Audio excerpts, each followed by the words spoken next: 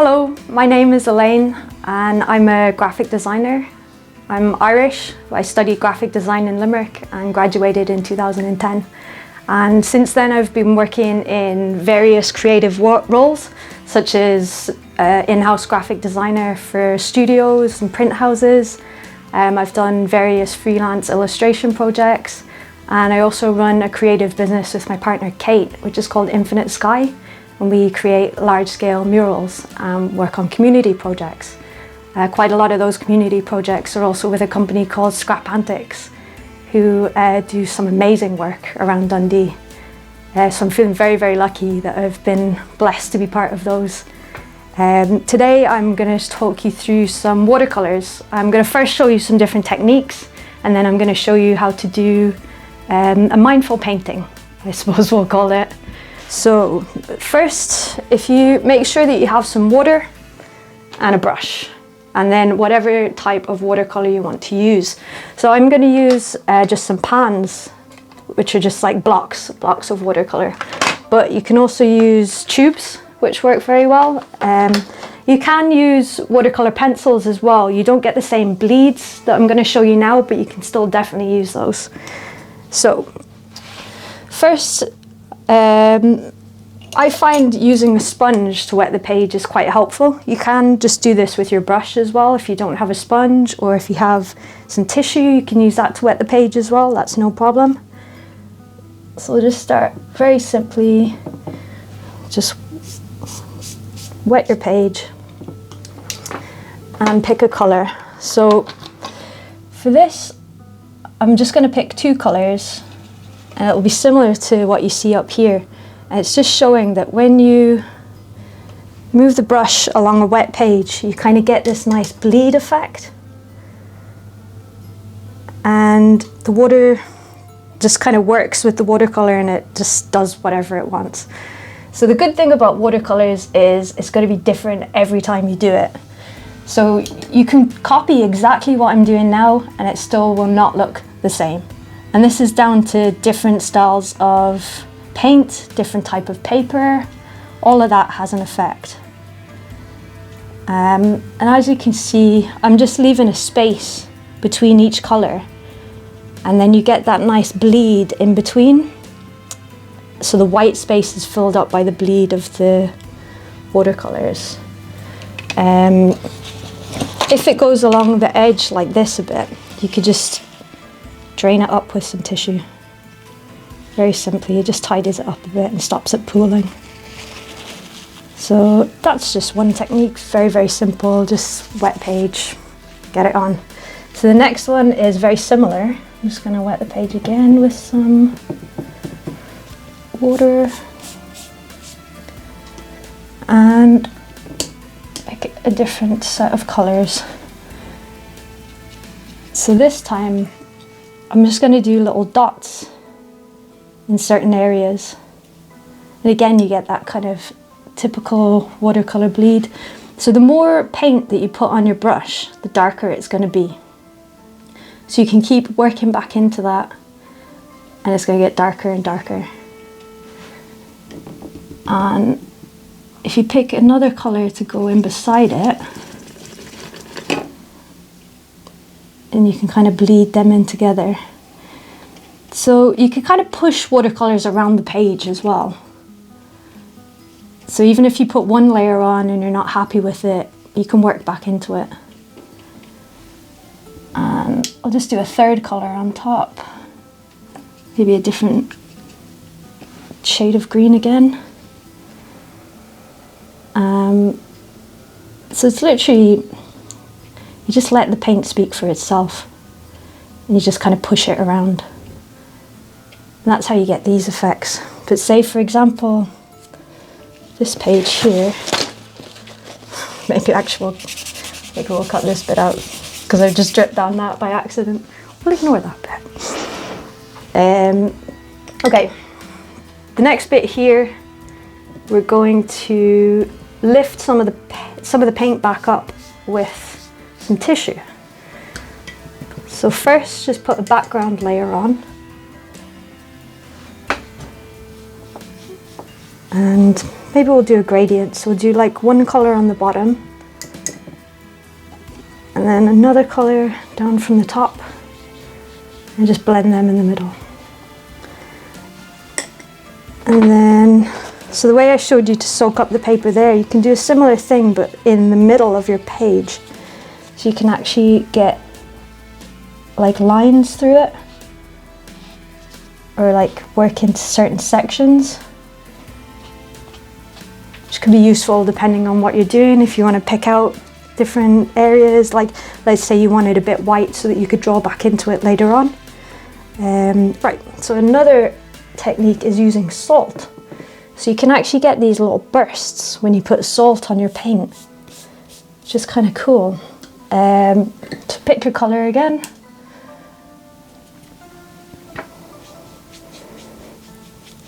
I think the salt works quite well if it's dark as well, so maybe we'll put some kind of darker bits in here. And then this salt that I have is quite thick, like Maldron salt, but you can use just table salt works as well, because sometimes this comes off in big chunks, maybe too big sometimes, but it still works. So you can see already with time that will spread more, but it just starts to kind of almost burst the paint. Yeah, so that gives you a few different techniques that we can use moving forward. So hopefully you'll be drawn to at least one of them or a few, whichever you want to do, it's your painting. But yeah, we'll use that as a starting point and go from there. So what I'll get you to do first is set up your page. So if you just mask it onto a board or onto a table or anything, something that's going to keep it in place. So basically once you add water to it, the page can start to buckle. So it helps if you just keep it taped down. So we'll do that first, and then I'd like you to just take a second and pick your colours. So maybe you have a whole palette that you want to work with. Maybe you want to pick like different shades of the same colour, or you want to use contrasting colours. So you can see up here, I've done a few examples. So these ones are quite contrasty. These ones are all different shades of greens, and these are kind of like different blues and purples. So just whatever you feel drawn to, we'll do that. But once you've picked your colour, then just want to take a moment to kind of connect with yourself before we start into painting. Just like ground yourself. So when you're ready, you've got your board set up, you've got your colours picked, brushes and water, everything you need ready. And just gonna take a moment and close your eyes. And just take some deep breaths. So breathe in through your nose, right down into your belly. And just do this slowly, in through your nose and out through your nose. And just relax your shoulders. And just with every exhale, just feel your shoulders getting more and more relaxed. And just feel your feet against the ground. Whether you're sitting or standing, it doesn't matter. Just feel where your body connects with the earth. And when you're ready, you can open your eyes and then begin to paint. So the same as we did with the other techniques, we're going to wet the background first. And the key to this, I think, is not overthinking it. So this is basically just kind of letting the paint speak for itself. You know, you want to guide it, and you know, actually maybe you do have an outcome. Maybe you do want something something more literal. Maybe you want to draw an object. That's totally fine. But for the purposes of this, I'm going to do something more abstract. So just let the colour and the paint speak for itself. So, like I said before, the more water that you have, the lighter the wash is going to be. So if you work back into the paint with more pigment, it's going to be darker. I like to just keep it kind of loose and not overthink it too much. and any bits that you're not happy with, you can go back at the end and tweak them a little bit. But it's kind of good to try and get interesting textures in it, or like different depths of colour. You know, some of them will be quite washed, but then some will be quite dark, and it's good if you have both in the same bit. What I mean by that is, like, say this red bit for instance has like light bits and dark bits, and you know, there's different areas to play with. So you'll find that's quite helpful when you work back into it afterwards with the pens. Using like dotting your brush on it can be quite good as well.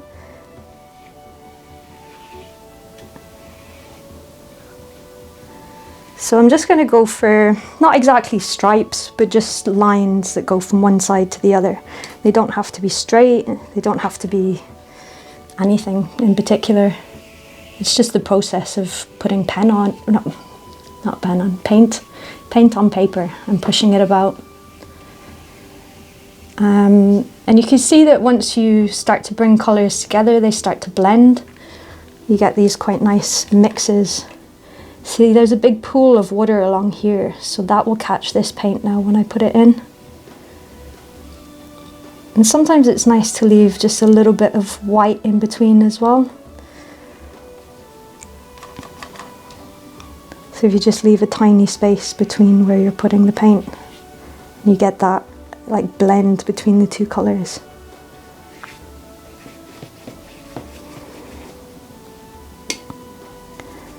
And so for this one I've just chosen to go for orange and yellow and red, but of course if you want to do more colours, please do.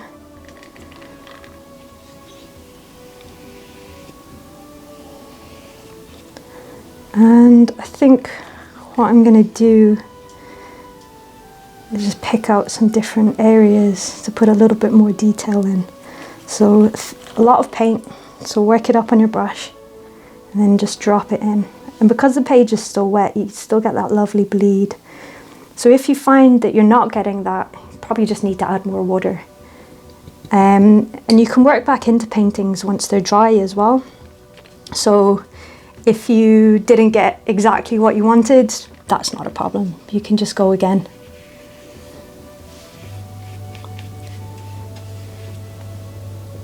And let's see, maybe add some red in here. And I think that I'm going to put some salt on this one as well, if I can find it. There. So like I showed you in the example, I'm just going to pick one area to put it in. So just this area here. I'm going to concentrate the salt on this and put it along there. Got a little rogue bit, which happens. Sometimes you can't control the salt, but you can work back into it with just a wet brush. So there's no paint on this. I'm just going to move those bits around.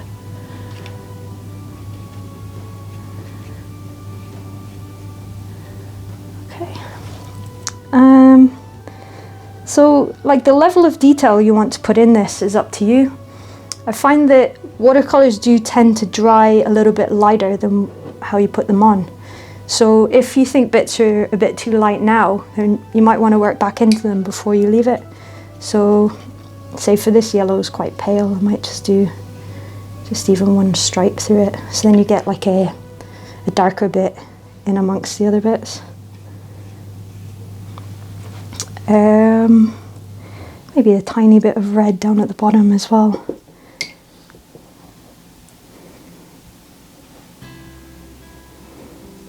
Just some dots that will let bleed out.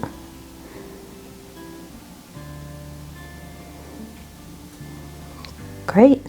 So then when you're happy with your background, you just have to wait for it to dry. So you can speed this along with a hairdryer, which I always find very handy. But one thing to look out for is you see the way the page is buckled a little bit here, so the water is pooled in the middle. So as I showed you before, you can either take some tissue and drain that out, but that's also gonna change your image a bit. So you'll get kind of lighter bits where you've drained. Depends how much is there, because sometimes it pulls back in and fills the color, but sometimes it doesn't. So think about how you want it to look, because you know, if you're happy with how it's sitting, then just let it dry naturally. That'll be fine. But if you want to speed it along, you can use the hairdryer. If it's really, really wet like that, either don't have the hairdryer up too high or hold it quite far away, because you don't want it to blow everywhere and just get your paint all over the place. It'll just end up ruining your background. So either patience or hairdryer is my recommendation there. Great. So these are some that I made before, and they're still masked to the board. So I'm going to work on this one here. I'll just take the masking tape off, and you can see that I masked it to be triangles. Be very careful when you're taking your masking tape off, because sometimes it can rip. It's good if you bend it back on itself towards where you're pulling and just go very slowly. So this one, these little bursts on it were done with salt, and you can still feel the salty residue. So I'm just going to wipe that slightly, just so it doesn't get caught in your pen when you're drawing back into it. Okay, so the way I work with these is I like to pick out different areas and highlight them using mostly black and white pens. So just a simple liner pen, you know, the pointed ink pens, and like a paint pen is really good. So Posca or any other brand, you can get loads and loads of different types, so whichever works for you. Maybe even a gel pen would work, because they cover over paint quite well. And then what you do is find areas that you want to work back into and just start to bring them out. And again, don't overthink it. Like, it's more just the process of doing this is where the enjoyment should come from. It's kind of like a meditative process. You know, you can take your time with it, and there's no expectation. You know, there doesn't have to be a particular outcome. It doesn't have to look a particular way. Like, it's very abstract. No one knows what you're trying to do. You know, maybe you don't even know what you're trying to do. You don't have to. It's just taking the time to do it and allow yourself to do it. So what I like to do with the darker areas is I actually like to put little dots, almost like a universe. So my pen needs a bit of a shake and get some paint out. There we go. So you just work back in here.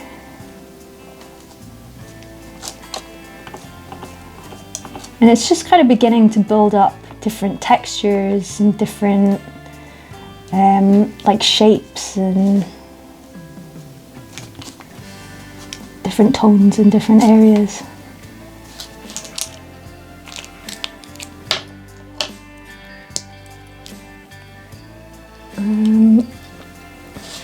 I like to pick out different bits. I'm going to have this as like one that flows over to the other. So say this section here, I'm going to pick it out with black pen. So I'll just vaguely follow where I think the section should be.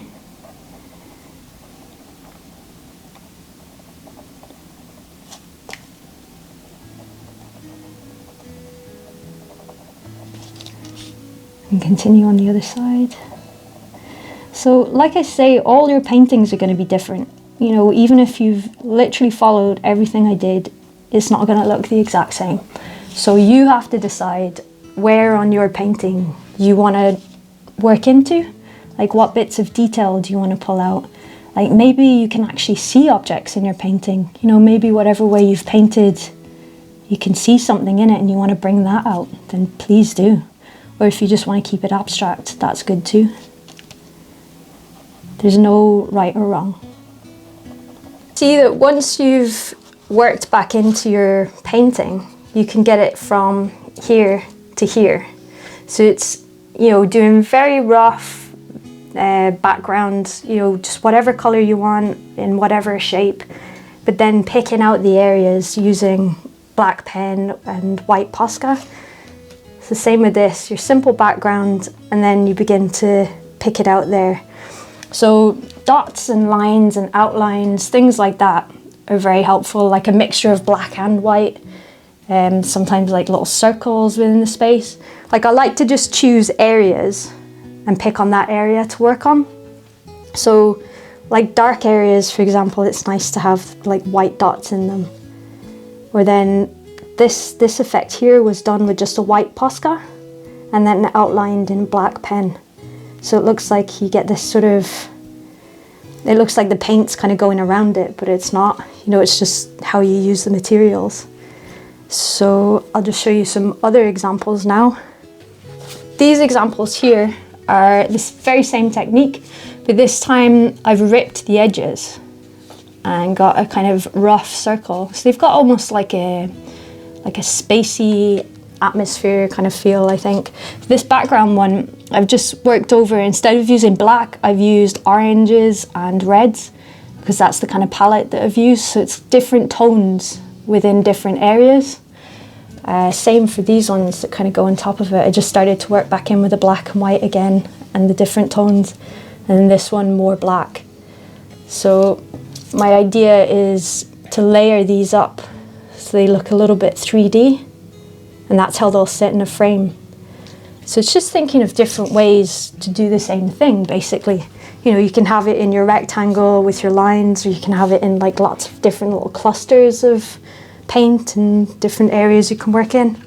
And then this one here is very similar again, but with each section I've worked in with different colours. So in the green, there's like green pen and different shades of green in there, same yellow and orange.